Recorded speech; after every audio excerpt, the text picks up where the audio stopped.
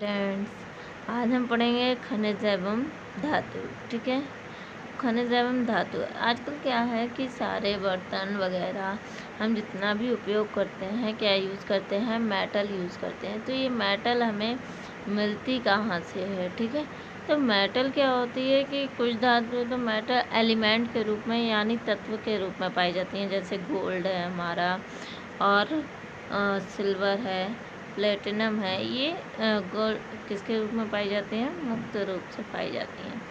अधिकांश धातुएं यानी मेटल्स किस में पाई जाती हैं? कंपाउंड रूप में यानी यौगिकों के रूप में। ठीक है, अब जैसे एल्युमिनियम, लोहा, मैग्नीज ऑक्साइड के रूप में पाई जाती हैं। उसके बाद सल्फाइड के रूप में भी कुछ धातुएं पाई जाती हैं, जैसे कॉपर, लेड, जिंक।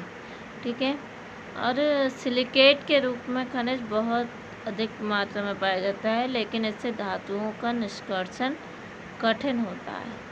ठीक है, और इन पर खर्च भी अधिक आता है। तो खनिज होते क्या हैं?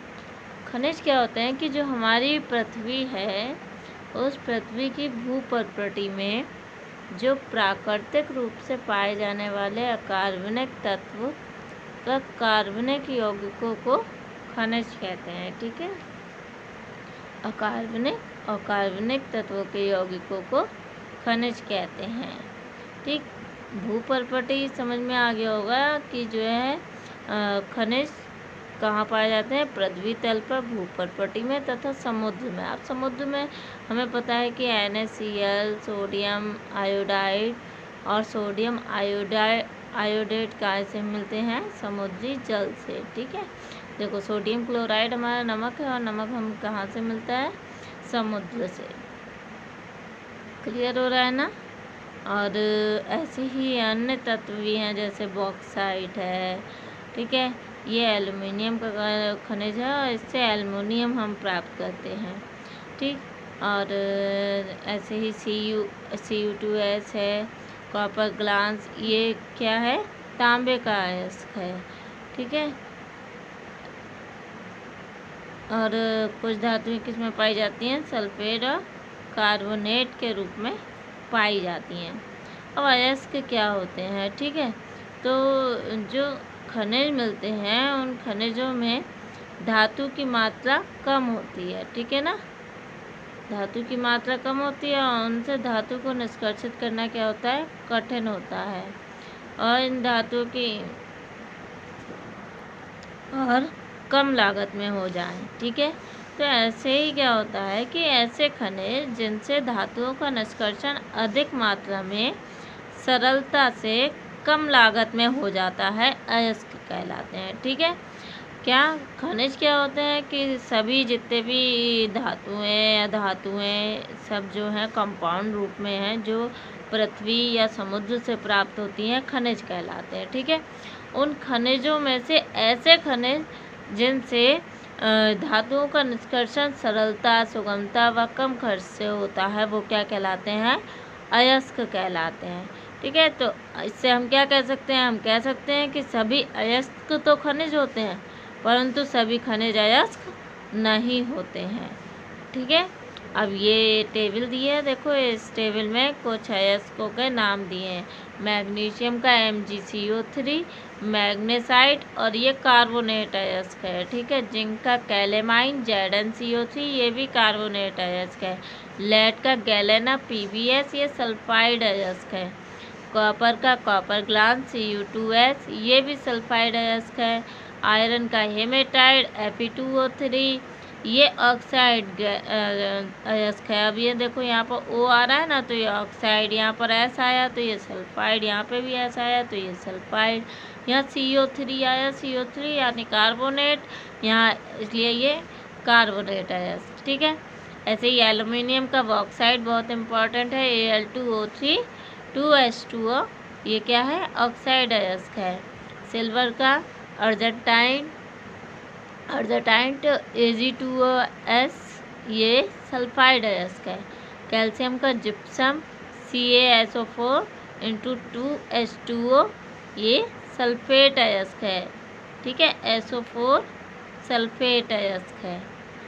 ठीक, ये क्लियर हो गया होगा। ये सब आपको याद करना है और नोट करना है, ठीक है ना, बहुत इम्पोर्टेंट है। उसके बाद भारत में कहाँ कहाँ हमारे खनिज पाए जाते हैं, ठीक है ना। तो लोहा जो है हमारा, लोहे का जो है इसका नाम है हेमेटाइट, जिससे हमारे यहाँ हेमेटाइट लोहा निकाला जाता है। लोहा धातु है, ठीक है, हेमेटाइट से लोहा प्राप्त किया जाता है। तो वो कहाँ कहाँ होता है, बिहार, उड़ीसा, मध्य प्रदेश, कर्नाटक, तमिलनाडु, छत्तीसगढ़, ठीक है। ऐसे ही तांबा है, कॉपर पाइराइट, आंध्र प्रदेश, बिहार, मध्य प्रदेश, राजस्थान, ठीक है। सोना मुक्त अवस्था में कहाँ मिलता है, कोलार खान कर्नाटक और आंध्र प्रदेश में, ठीक है। एल्युमिनियम बॉक्साइट में कहाँ मिलता है, मध्य प्रदेश, छत्तीसगढ़, बिहार, उड़ीसा, तमिलनाडु, गुजरात, जम्मू कश्मीर। कैल्शियम, चूना पत्थर, ये सभी राज्यों में पाया जाता है, ठीक है ना। संगमरमर के रूप में यह राजस्थान तथा मध्य प्रदेश में पाया जाता है। क्लियर हो गया भारत में, ठीक है। बुध और अन्य देशों में भी विभिन्न प्रकार के खनिज पाए जाते हैं, ठीक है। ऐसे ही जो अधात्विक खनिज हैं उनमें से भी हमारे देश में कौन कौन से हैं, सिलिकॉन एवं ऑक्सीजन, कार्बन एवं हाइड्रोजन और कार्बन, ये कहाँ मिलते हैं। अधात्विक खनिज है हमारा अब्रक, ये बिहार, उड़ीसा, तमिलनाडु, राजस्थान में मिलता है। संगमरमर वही चूना पत्थर राजस्थान में। पेट्रोलियम गुजरात, असम, अरब सागर के तटीय क्षेत्रों में, कावेरी, कृष्णा, गोदावरी के मुहानों पर, ठीक है। कार्बन कहाँ मिलता है, कोयला के रूप में पश्चिम बंगाल, बिहार, तमिलनाडु।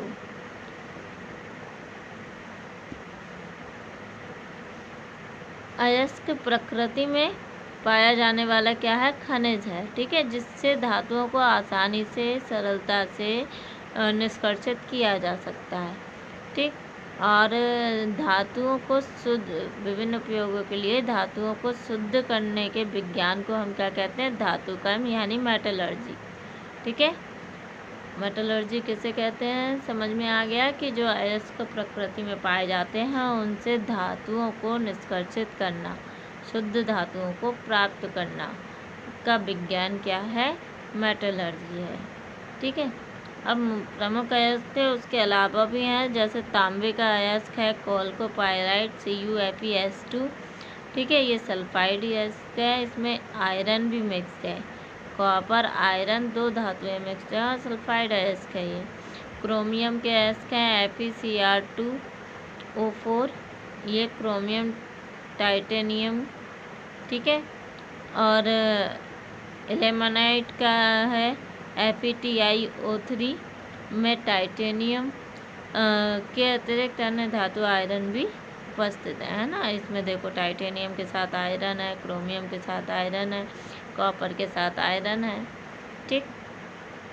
अब हमारा आता है धातु एवं अधातु, ठीक है। धातुओं एवं अधातुओं के भौतिक गुण हम पढ़ चुके हैं ना। धातुएं पहले पढ़ चुके हैं कि धातुएं क्या होती हैं, वे जो इलेक्ट्रॉन देकर के पॉजिटिव आयन बनाती हैं, ठीक है ना। पीछे धनायन और ऋणायन पढ़ा था ना हम लोगों ने। तो जो इलेक्ट्रॉन दे देती हैं, जिनके पास इलेक्ट्रॉन अधिक होते हैं और इलेक्ट्रॉन दे देती हैं, वो धातुएं होती हैं। और जो इलेक्ट्रॉन लेते हैं, जिनके पास इलेक्ट्रॉन की कमी होती है, वो अधातुएं होती हैं, ठीक है। अब उनके गुण, ठीक, तो गुण क्या होते हैं, अब भौतिक गुण होते हैं तो उनकी अवस्थाएं हैं और उनकी कठोरता है, ये सब क्या होते हैं, उनके भौतिक गुण होते हैं। तो भौतिक गुण में वैसे क्या होता है कि सभी धातुएं कैसी होती हैं, कठोर होती हैं, ठोस होती हैं, ठीक है। लेकिन जो पारा है हमारा Hg, वो क्या है, जब धातु होता है, ठीक। ऐसे ही धातुओं में भी सभी अधातुएं कैसी होती हैं, गैसीय होती हैं, ठीक है ना। ज़्यादातर सभी धातुएं कैसी होती हैं, गैसीय होती हैं। लेकिन जो हमारी ब्रोमीन है वो कैसी है, जब अधातु है, ठीक है। और आयोडीन, कॉपर, सल्फर, सिलिका कैसी है, ठोस है, ठीक है। उसके बाद हमारा आता है कठोरता। कठोरता क्या होता है कि सभी धातुएं ज़्यादातर क्या होती हैं, कठोर होती हैं, लेकिन सोडियम, पोटेशियम, मैग्नीशियम, पारा आदि क्या होती हैं, वो कठोर नहीं होती हैं। ठीक है, तो अधिकांश धातुएं कठोर होती हैं, लेकिन सोडियम, पोटेशियम, मैग्नीशियम धातुएं कठोर नहीं होती। इसी प्रकार अधिकांश धातुएं मुलायम होती हैं, ठीक है, लेकिन कार्बन का जो अपर रूप है हीरा, वो सबसे कठोर होता है। ठीक है ना, सबसे कठोरतम पदार्थ है हीरा। तो बाकी सभी धातुएं कठोर मुलायम होती हैं और हीरा कठोर होता है।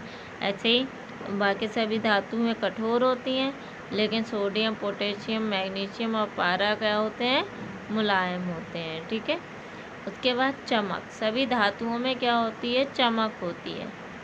ठीक है, सभी धातुओं चमकदार होती हैं। ठीक है, इसे धात्विक चमक कहते हैं।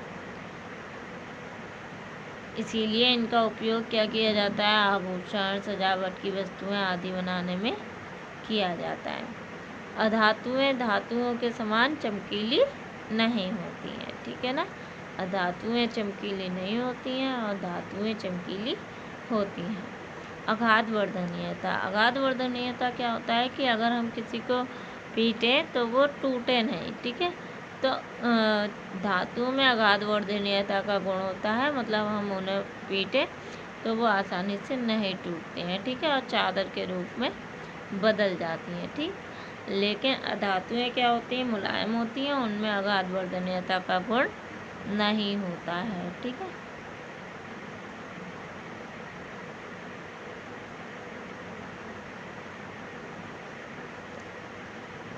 उसके बाद तन्यता। ठीक है, तो तन्यता क्या है कि धातुओं को खींचकर तार बनाया जा सकता है। देखा है ना कि सोने के छोटे छोटे तार वाले कुंडल वगैरह बनते हैं, तो अब जो है मतलब सोने को पीट करके गर्म कर करके खींच करके तार बनाया जाता है, इसे तन्यता कहते हैं। ठीक है ना, तो धातुओं को खींच करके तार बनाया जा सकता है। ठीक है, तो इस गुण को क्या कहते हैं, हम तन्यता कहते हैं। और तांबे, एल्युमिनियम, आयरन के तार देखे हैं। ठीक है, लेकिन जो हमारी अधातुएं होती हैं उन्हें खींच करके तार नहीं बनाया जा सकता है, यानी अधातुओं में तन्यता का गुण नहीं पाया जाता है। ठीक है, ये सोने के अगर हम पीटें तो हम इतने 20 लाख चादरों की मोटाई केवल 1 सेंटीमीटर होगी। ठीक है, इतनी पतली चादर बनाई जा सकती है। इसी प्रकार 1 ग्राम सोने से लगभग 2 किलोमीटर लंबा तार बनाया जा सकता है, इतनी तन्यता होती है। ठीक है ना, इसके बाद हमारा आता है चालकता। चालकता क्या होता है कि अगर हम उसमें बैटरी लगाएं तो उसमें इलेक्ट्रॉन्स फ्री होकर के मूव करें और उससे हमारी विद्युत प्रवाहित होने लगे। ठीक है, तो अगर हम कोई धातु लेते हैं तो धातु का प्रयोग करते हैं तो उसमें क्या होता है कि बल्ब जलने लगता है। जो ये चित्र दिखाया गया है कि हमने एक तार लिया, उससे बल्ब जोड़ा और एक बल्ब लगाया और ये कुंजी लगाई, ये सर्किट होता है। ठीक है, ये पूरा कंप्लीट सर्किट हो गया तो हम देखेंगे कि बैटरी से बल्ब जल जाता है। ठीक है, यही हमारे टॉर्च में भी प्रयोग होते हैं ना कि बल्ब पीछे बैटरी सेल्स लगी होती हैं और आगे हमारा बल्ब ग्लो कर जाता है बटन दबाने पर, है ना। तो इससे क्या है कि धातुएं तो हमारी क्या होती हैं, विद्युत चालक होती हैं। ठीक है, धातुएं विद्युत चालक होती हैं और धातुएं हमारी विद्युत चालक नहीं होती हैं। ठीक है, धातुएं ऊष्मा को भी एक सिरे से दूसरे सिरे तक पहुंचा देती हैं और अधातुएं नहीं पहुंचाती हैं। अब बात करेंगे रासायनिक गुणों की। ठीक है ना, तो रासायनिक गुण क्या होते हैं, रासायनिक गुण जिनमें अन्य तत्वों या यौगिकों से रासायनिक अभिक्रिया करके उनके गुण पूर्णतः बदल जाते हैं, पदार्थ चेंज हो जाता है, रासायनिक गुण कहलाते हैं। ठीक है ना। तो ऑक्सीजन से अभिक्रिया करके जब कोई धातु ऑक्सीजन से अभिक्रिया करती है तो धातु ऑक्साइड बना लेती है। जब कोई धातु ऑक्सीजन से अभिक्रिया करती है तो धातु ऑक्साइड बना लेती है। जैसे हमारी सोडियम धातु है, ऑक्सीजन धातु है, ठीक है। तो इससे ऑक्सीजन से अभिक्रिया कर रही है तो हमारी धातु ऑक्साइड 2Na2O यानी सोडियम ऑक्साइड बना लिया, ठीक है। इसी प्रकार मैग्नीशियम अभिक्रिया करेगा, मैग्नीशियम भी धातु है, ऑक्सीजन से अभिक्रिया करेगा, MgO बना लेगा, ठीक है। कार्बन अधातु है, ठीक है। कार्बन अभिक्रिया करेगा ऑक्सीजन से तो क्या बना रहेगा, कार्बन मोनोऑक्साइड और कार्बन डाइऑक्साइड, ठीक है। ये भी ऑक्साइड ही है। इसके बाद जल के साथ क्रिया, जल के साथ यानी H2O होता है हमारा जल, ठीक है। जल के साथ अभिक्रिया H2O। धातुएं जल के साथ अभिक्रिया करके धातु हाइड्रोक्साइड बनाती हैं। OH हमारा क्या कहलाता है, हाइड्रोक्साइड, ठीक है। हाइड्रोक्साइड आयन है ये, हाइड्रोक्सी आयन, तो ये हाइड्रोक्साइड लग जाता है, ठीक है। तो 2Na + 2H2O 2NaOH और हाइड्रोजन गैस निकल जाती है, ठीक है। ऐसे ही मैग्नीशियम और जल H2O और MgO मैग्नीशियम ऑक्साइड और हाइड्रोजन गैस निकल जाती है, ठीक है। मैग्नीशियम क्या करता है, केवल गर्म पानी से क्रिया करके मैग्नीशियम ऑक्साइड बनाता है, ठीक है। अम्लों के साथ अभिक्रिया, अम्लों के साथ अभिक्रिया क्या होती है कि जब हम धातुओं में अम्ल डालते हैं तो वो धातु मतलब चेंज हो जाते हैं, हाइड्रोजन गैस निकल जाती है, ठीक है। तो अब इसमें जिंक है, HCl है, तो जिंक क्लोराइड बन जाएगा और हाइड्रोजन गैस निकल जाएगी, ठीक है। सल्फर है, HNO3 है, तो H2SO4 sulphide, SO2 sulphur dioxide, 10NO2 nitrous oxide और 4H2O यानी जल हमारा निकलेगा, ठीक है।